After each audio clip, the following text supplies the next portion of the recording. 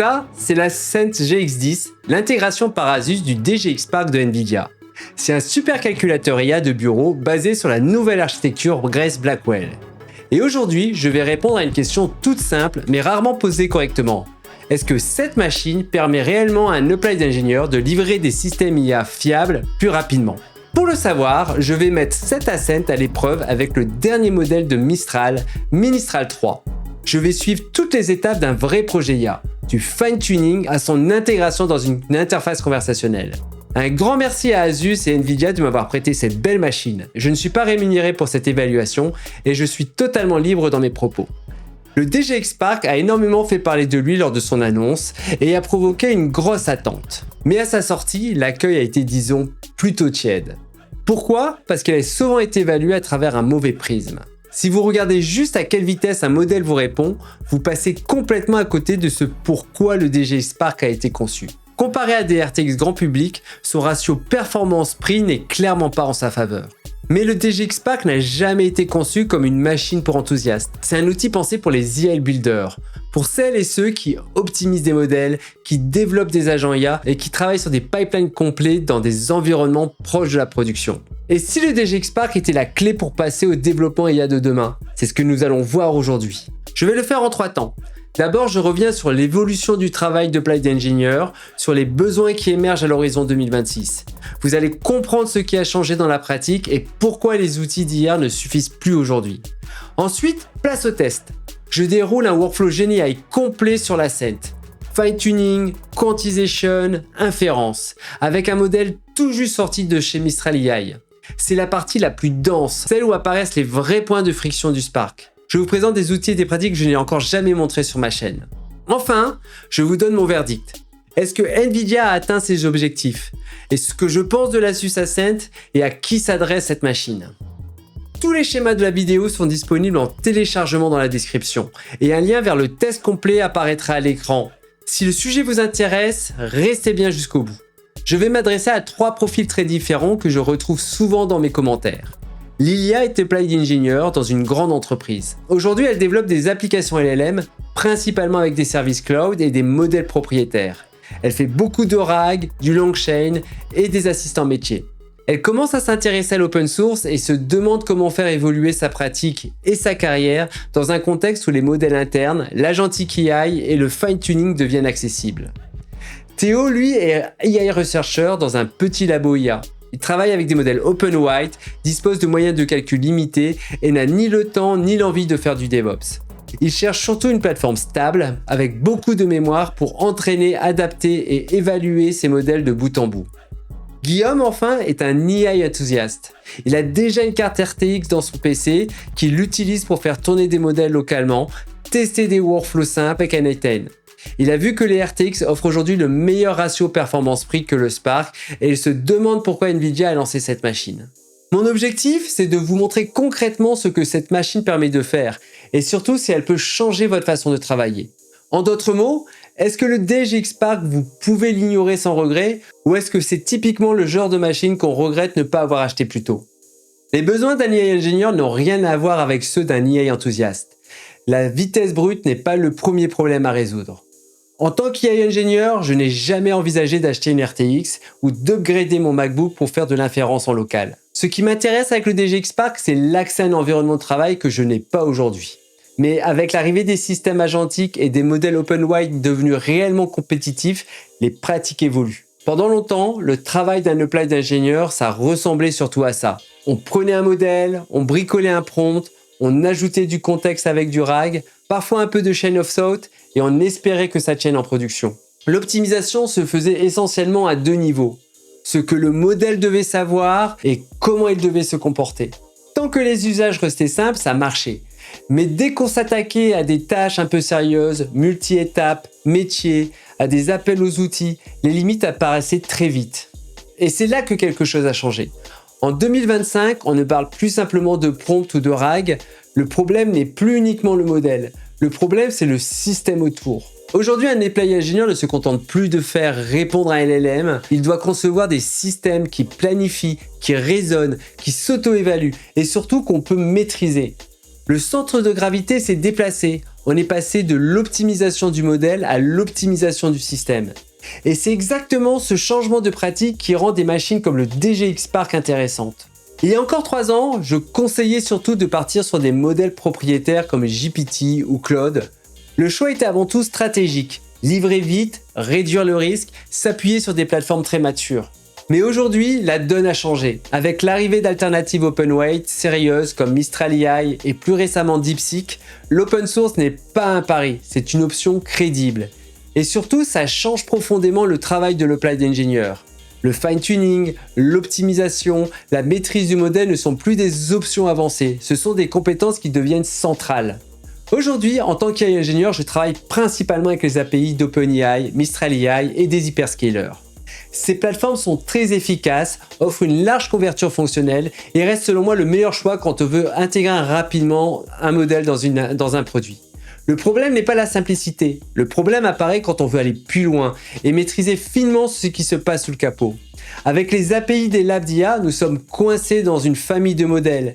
C'est par exemple difficile de combiner le modèle reasoning de l'un avec le modèle spécialisé de l'autre. Cela limite fortement la possibilité de tester de nouvelles solutions comme DeepSeek, Gemma ou Qwen, d'accéder à des runtimes d'entreprises comme VLLM ou NVIDIA NeMo, afin d'optimiser finement les performances et les coûts. Je veux pouvoir concevoir des systèmes agentiques complexes, multi-LLM, dans des conditions reproductibles entre mon environnement de développement et la production. Si mon problème était juste d'avoir de la performance, j'achèterais une RTX sans hésitation. Mais ce n'est pas mon problème. Le DGX Spark est la réponse de NVIDIA à ces exigences, en permettant au plus grand nombre d'avoir accès à l'écosystème entreprise de NVIDIA dans un format compact, silencieux et efficient. En tant qu'AI ingénieur, je cherche à identifier les meilleurs modèles pour mes clients, à les adapter si nécessaire et à valider rapidement leur intégration. Le DGX Spark me permet aussi d'explorer facilement les innovations architecturales de NVIDIA ou de la communauté open source. La performance dépend du contexte d'usage. Latence, charge, consommation, stabilité. Et le problème du débat actuel sur le Spark, c'est qu'on compare des moteurs sans jamais dire où on veut aller. À titre d'exemple, le DGX Spark permet d'entraîner NanoChat, un cloud complet de GPT-2 open source, en 9 jours seulement pour moins de $10. Ça montre que la notion de performance ne peut pas être prise que sous une seule dimension. L'architecture du Spark introduit des innovations comme un nouveau format de virgule flottante 4 bits, le traitement optimisé des matrices creuses et une mémoire unifiée de 128 Go. Ces choix ont un impact direct sur la phase de génération. La performance d'un LLM ne se juge pas dans une machine pour gamers, mais sur des systèmes pensés pour la charge et l'efficience, comme en production dans les data centers. Ce que nous offre NVIDIA aujourd'hui, c'est une déclinaison compacte, pleinement opérationnelle des récents systèmes Grace Blackwell. Avant de rentrer dans le détail du test, je vais parler du modèle que j'ai choisi. Mistral vient d'annoncer la version 3 de sa famille Ministral. C'est une suite de modèles denses qui a été conçue pour le Edge AI avec une forte attention au ratio performance-coût et à la robustesse des appels de fonctions pour les systèmes agentiques. Il s'agit de modèles open-weight sous licence Apache 2. C'est disponible en 3 tailles, 3 milliards, 8 milliards et 14 milliards de paramètres avec 3 variantes à chaque fois, Base, Instruct et Reasoning, soit 9 modèles au total. Ils sont multimodales, multilangues et sont disponibles dès maintenant sur Hugging Face. Ministral 3 va nous permettre d'illustrer concrètement les différentes étapes d'adaptation du modèle et surtout l'importance d'avoir un environnement de test proche de celui qui est utilisé par les labos IA. Mistral et Ministral 3 ont été entraînés sur des NVIDIA Hopper, la génération précédente de GPU de NVIDIA. NVIDIA collabore étroitement avec Mistral, Ollama et Llama CCP afin que leurs solutions bénéficient des accélérations qui sont déjà disponibles sur le Spark. Faisons une petite synthèse. Ce que l'AI Engineer cherche réellement, c'est la reproductibilité dev-prod, la liberté de choix des modèles, l'accès aux innovations open source, la capacité à tester avant d'industrialiser et à comprendre les compromis à réaliser. Le DGX Spark est un environnement de développement réaliste. Il n'est pas un desktop haute performance ni une pré-prod. Il expose les contraintes réelles introduites par l'architecture Grace Blackwell tout en offrant l'accès à l'écosystème complet NVIDIA Enterprise. Les innovations NVIDIA font donc partie du terrain de jeu. Faire le lien entre l'expérimentation et la production, c'est la proposition de valeur de NVIDIA pour le DGX Spark et c'est exactement ce que nous allons tester pour vous aujourd'hui. Alors, promesse tenue ? L'Asus Ascent et Ministral 3 forment le terrain de jeu idéal. Mon objectif n'est pas de vous faire un simple tour du propriétaire, mais une évaluation sur un workflow réaliste. Fine-tuning, quantization et inférence sur un modèle ultra récent. La première étape de mon évaluation consiste à explorer l'écosystème Nvidia et valider que l'environnement et le matériel fonctionnent correctement. Nvidia a mis en place des playbooks très utiles qui s'exécutent parfaitement. Je n'ai pas pu m'empêcher de faire tourner Mistral Large 2 avec Ollama et OpenWeb UI. Grâce aux 128 Go de mémoire unifiée, cela tourne sans souci. Ensuite, j'ai réalisé des benchmarks avec Llama CPP sur GPT-OSS, le modèle OpenWide OpenAI. Et ensuite, j'ai comparé les résultats avec ceux que je trouvais sur le web. Pour finir, j'ai fait des essais avec Ministral 3 dans les conteneurs VLM disponibles sur NGC, le catalogue officiel d'images Docker de Nvidia. Là également, aucun souci. Alors, c'est intéressant ces benchmarks. Qu'est-ce que cela nous dit ? On voit qu'il y a deux chiffres. Je vais entrer un peu dans le détail ici parce que c'est exactement ce genre de choses qu'on doit comprendre quand on souhaite faire de l'ingénierie IA sérieusement. Maintenant, si vous décrochez, retenez juste que le DGX Spark, le temps avant la première réponse est très bon, mais la génération est plus lente et c'est un choix d'architecture, pas un bug. Le premier chiffre correspond au préfill, c'est-à-dire le passage du prompt dans la couche d'embeddings et qui charge le KV cache. Le KV cache, c'est ce qui permet au modèle de se souvenir de ce qu'il a déjà calculé pour ne pas refaire le même travail à chaque token généré. Ce premier temps, on l'appelle généralement le TTFT, Time to First Token. Le deuxième chiffre est appelé TPOT, Time per Output Token. Il correspond à la génération, la phase de décoding de l'architecture Transformer dans lequel on passe à travers les différentes couches du modèle. Deux chiffres, deux temps. Comme souvent, rien n'est aussi simple qu'il n'y paraît. On constate que le premier chiffre est proportionnellement bien meilleur que le second quand on le compare aux résultats des RTX. Et cela s'explique par des choix de Nvidia qui a préféré pouvoir offrir la possibilité de charger de très gros modèles sur le Spark au détriment de la phase de génération, car la bande passante de la mémoire est limitée à 273 gigabits par seconde, conséquence directe de la mémoire unifiée avec les CPU. J'en ai pas encore parlé, mais le Spark dispose d'une interface réseau Nvidia ConnectX et du NVLink qui permet d'appairer deux Spark et de charger des modèles allant jusqu'à 405 milliards de paramètres. Mettez des messages en commentaire pour demander à Asus de me prêter un second Ascent que je tente de charger Mistral Large 3. C'est un modèle Mixture of Experts avec 51 milliards de paramètres actifs, c'est sans doute jouable. Alors oui, le DGX Spark est un retrait en termes de performance brute et ce n'est pas un accident. Ce détail-là change tout pour un AI ingénieur, parce qu'il permet de tester des modèles et des systèmes qu'on ne pourrait même pas charger ailleurs. C'est un choix assumé par Nvidia. La mémoire unifiée permet d'expérimenter de très gros modèles, mais cela se traduit par des performances 4 à 5 fois inférieures par rapport aux RTX de dernière génération. Le Spark est une machine conçue pour l'expérimentation, le prototypage et la recherche d'optimisation, et non pour la performance maximale en inférence. Petite déception également pour Ministral 3, les performances sur le Spark sont loin de celles de GPT-OSS 20B qui bénéficie déjà du format à virgule flottante 4 bits. Ces résultats confirment l'importance d'optimiser les modèles pour tirer le meilleur parti des accélérations matérielles.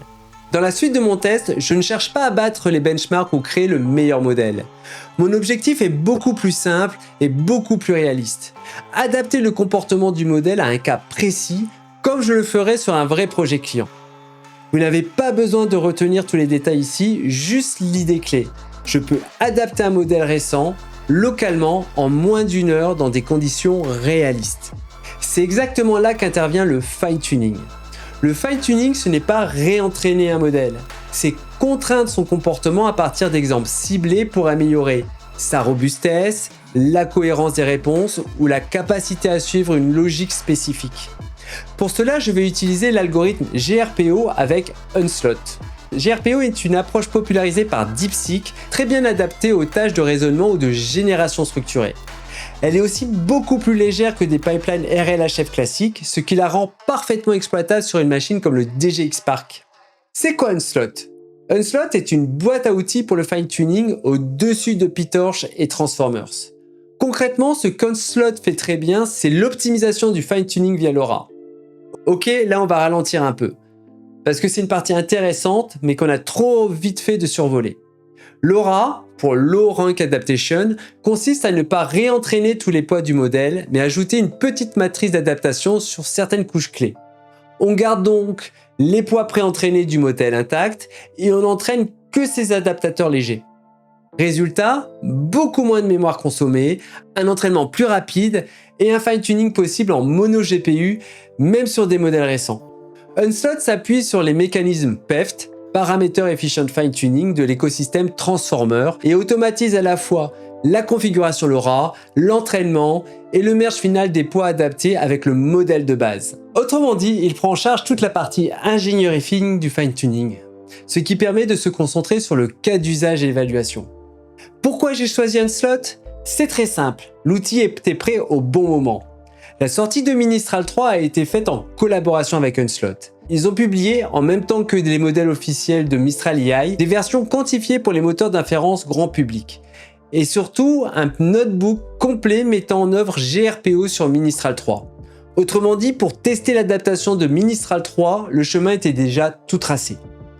Je n'ai pas cherché à réinventer quoi que ce soit. J'ai pris le notebook proposé et je l'ai utilisé comme base pour mes tests sur le DGX Spark. Il me restait à l'adapter pour les images officielles Nvidia, plus facile à dire qu'à faire. Une fois l'outillage en place, comment adapter le comportement du modèle sans tout réentraîner?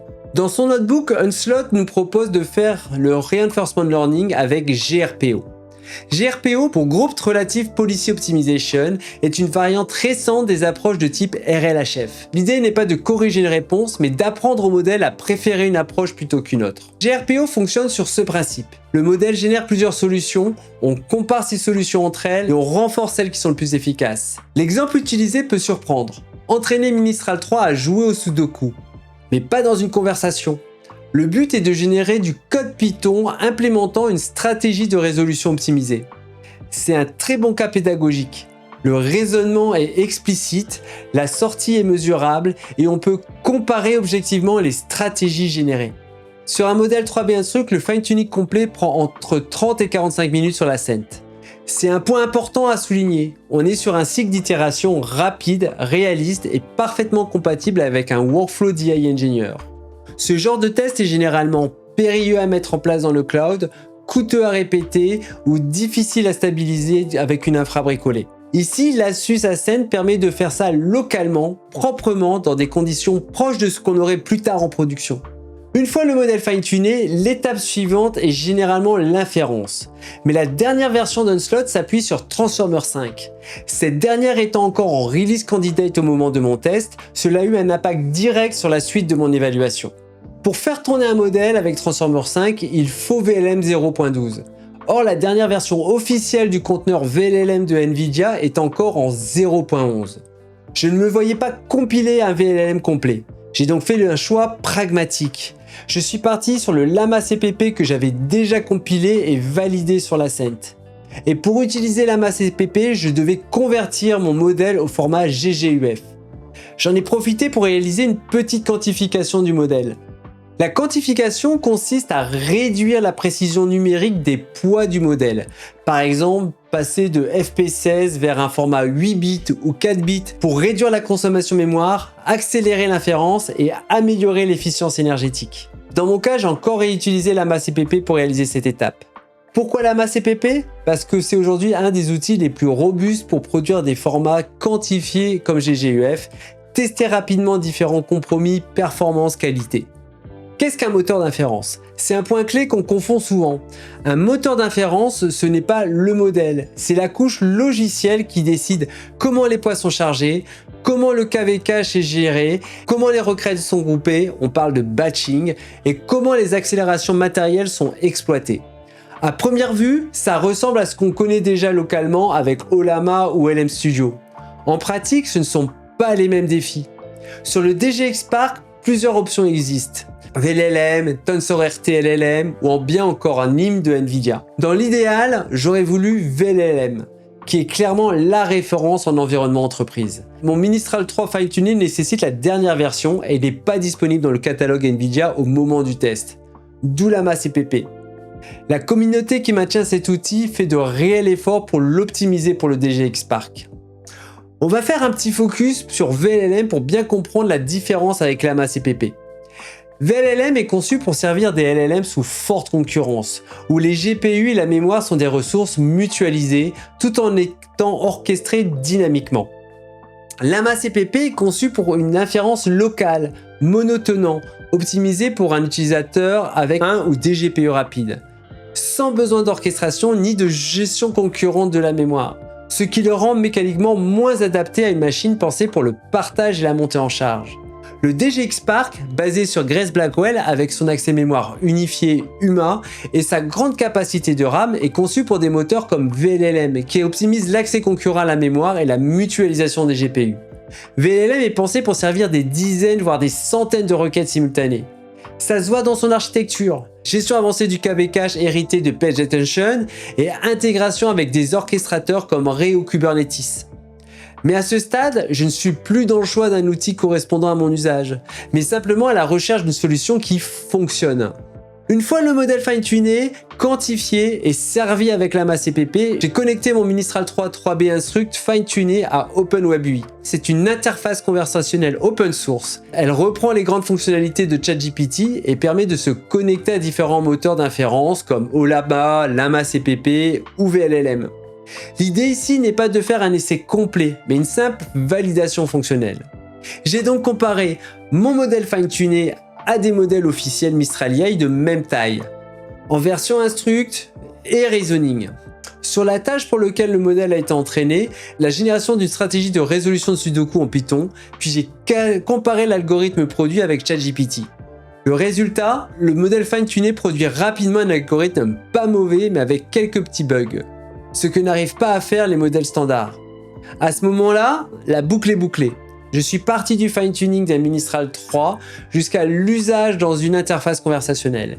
Et tout ça, je l'ai fait localement sur le DGX Spark avec une stack proche de celle de la production. Comme vous l'avez vu, cela n'a pas été sans écueil. Cela vient de la jeunesse de certaines solutions que j'ai volontairement mises en œuvre.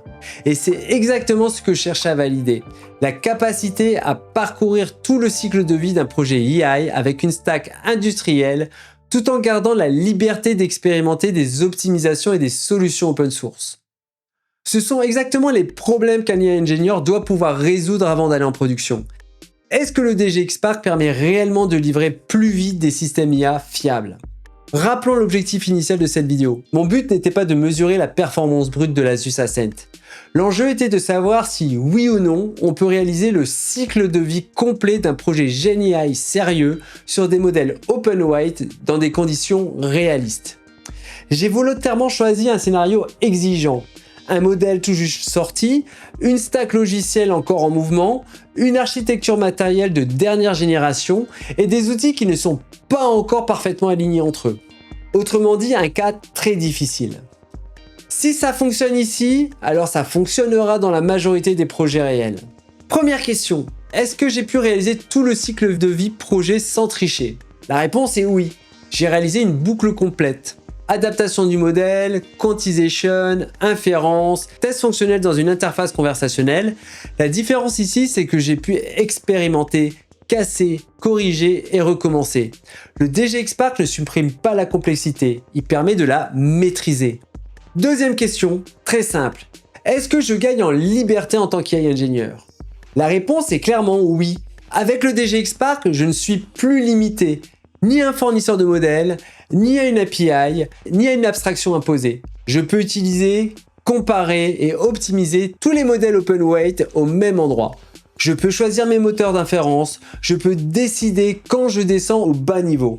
Et en parallèle, j'ai accès à toute la stack NVIDIA Enterprise. C'est une combinaison que je n'ai jamais eue ailleurs. Ce que je fais ici, je ne peux pas le faire dans le cloud, ou alors à un prix d'effort énorme. Et c'est une vraie rupture. Troisième point, essentiel. Est-ce que l'Ascent me fait travailler plus vite? La réponse est encore une fois oui. Je ne vais pas plus vite parce que la machine est plus rapide, je vais plus vite parce que je ne suis jamais bloqué. Et si je ne suis jamais bloqué, c'est parce que je comprends ce que je fais et que j'ai la liberté de changer d'outil quand il le faut. C'est ça qui permet de livrer plus rapidement des systèmes fiables. Alors soyons très clairs. Si vous êtes comme Lilia, une AI Engineer, et que vous sentez que le tout cloud devient une limite à votre progression, alors le DGX Spark est la rampe d'accès vers un autre niveau de pratique. Et si vous êtes comme Théo, que vous travaillez dans la recherche sur des modèles open weight, sans équipe infra, sans data center, c'est probablement l'un des meilleurs choix que vous pouvez faire. Et moi, est-ce que je vais acheter l'Ascent? Je ne l'avais pas mis au budget, mais je pense que je vais y passer. Sauf si Asus accepte de me le prêter un peu plus longtemps. Alors, pourquoi ce moment est exceptionnel? Il faut prendre un peu de recul. Le DGX Spark embarque une architecture pensée pour les data centers du futur. Et pourtant, elle est accessible immédiatement aux AI Builders. D'habitude, ce genre de techno arrive des années plus tard. Là, on l'a tout de suite.